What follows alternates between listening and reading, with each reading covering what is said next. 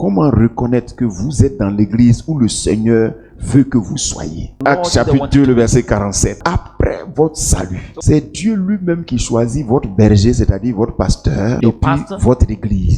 Jérémie chapitre 3, le verset 15.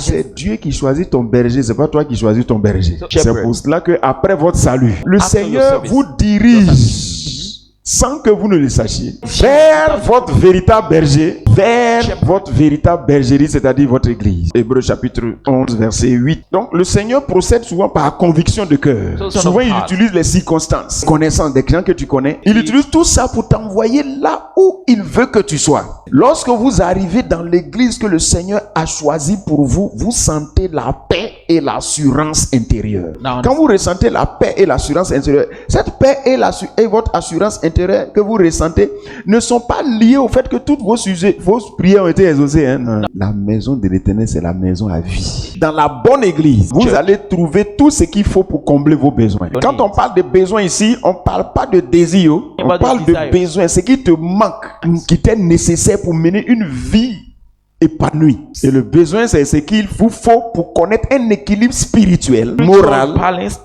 et intellectuel. Donc, ce que j'appelle ici équilibre spirituel, c'est sortir de la vie du péché et de mener la vie que Dieu attend de vous. Donc, la volonté de Dieu, c'est quoi? C'est qu'après votre délivrance, que vous puissiez mener une vie de sainteté. Donc, lorsque vous êtes dans une bergerie où Dieu veut que vous soyez, le message vous permet de quitter le péché. 2 Timothée chapitre 4, verset 3. Troisième, équilibre moral. Ici, quand je parle de morale, je ne parle pas d'éthique. Je parle de paix intérieure. Ton bonheur ou ton malheur ne dépend pas de ce que tu es dans une église. Ton bonheur dépend de ce que tu fais dans cette église. Vous pouvez être dans une église que Dieu a choisie pour vous et puis ne pas connaître le bonheur que Dieu a prévu pour vous. Mais cela est dû à quoi? C'est parce que votre bonheur est programmé par Dieu pour être pour vous quand vous serez en train de servir. Matthieu chapitre 10, verset 9.